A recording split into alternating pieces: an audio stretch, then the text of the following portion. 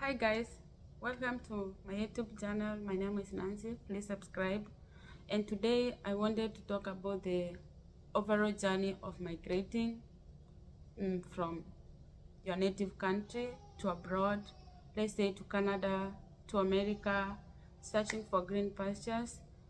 There's so many ways of migrating. There are so many kind of visas that you can apply to. We have a B1, B2 visa. That can be a temporary visit visa to America. You can also apply for a tourist visa, conference visa, and you can also apply for M visa. We also have F1 visa. We have J1 visa and all that. We have E3 maybe visa. There are so many ways that you can migrate. So I'm going to talk about the easiest way and maybe cheapest. You can use a student visa. A student visa is F1 visa. You search for a school that you're interested in studying, you go to the school website, and then you apply the course that you want to study, and then you go through the school website and you see what the school is offering, and if that aligns with your interest, then you apply. And then the school maybe would ask for the documents that they need for them to issue you an I-20, a document that will enable you to book for interview. So once the school sends you the I-20, you are able to proceed forward, booking for visa interview and attending your visa. So most of the requirements that the school is going to ask you, the first thing is a bank statement.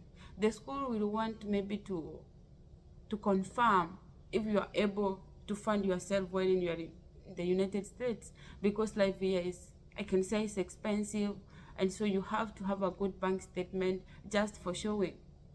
And one thing that I would recommend is like people to apply for community colleges. Community colleges are very cheap compared to university. You find that at university you can pay like $30,000 a semester. That's like 3 million Kenyan shillings. But when you go to community colleges, you pay like $4,500 a semester.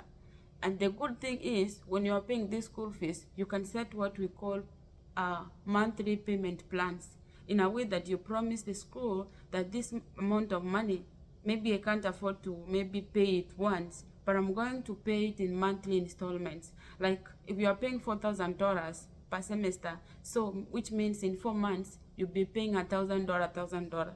You know, this is the amount of money like you can afford. If you struggle for one semester, maybe you find school fees for one semester. The second semester, you can start working. Like there's so many ways you can navigate through here and find something to pay for your school fees. I find it easy and a good way, because when you are an F1 student, it will enable you to stay and live in United States with your family. How? When you come as an F1 student, this is what we call F2 student. So once you settle in America, your wife, your husband, and your kids can join you through F2 visa. They apply for F2 visa and join you. The only disadvantages of F2 visa is like your spouse. Maybe let's say your wife or your husband may not be able to work in America.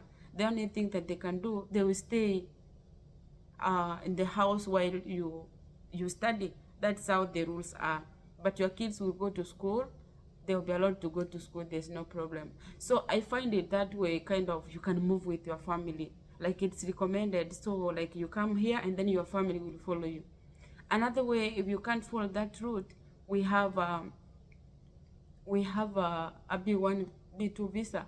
Like if you have, maybe you have relatives, you know someone in America, you find an invitation and then you apply for a visa. Getting this kind of visa is really not hard. It's all about presentation. It's all about you prepare. It's all about how much do you know your host, because all the questions will be directed to your host. Who is this Flani na Flani, the person is hosting you? Who is he to you, or who is she to you? When did you maybe last see each other? What does she do? How much maybe she makes monthly or weekly? And then they may ask you how many kids they have, things like that. So when you get an invitation from your relative, you have to dig deeper. You have to know more, like, what does maybe my relative do? know more about your relative, because all the interview question will be directed towards your relative. And then have good presentation, keep your eye contact, and smile, even when maybe the officers are moody and maybe don't want to maybe smile with you. Just keep your eye contact, just have a good presentation, and smile, and then you get the visa. It all takes confidence to get that visa. Okay, as for me, I don't think it's really a hard task. You just prepare well, go through, maybe, make Google your friends. Go to Google sometimes, Google like the kind of questions I should experience in embassy when visiting, kind of maybe questions I should experience in embassy during maybe going to school. You should Google and see the kind of questions, go through the questions, get familiar with the questions. So if the question pops up when you go for interview, you'll be able to answer the question with no problem, you see. Yeah, that's what I wanted to talk today. Thank you for listening to my videos, and I hope to be doing videos each and every maybe week or month.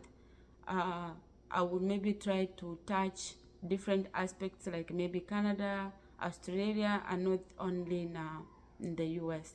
Thank you for watching. Don't forget to subscribe, and don't forget maybe to use the information that you have heard from me today, and I believe it's going to be beneficial to you and may change your life. Thank you.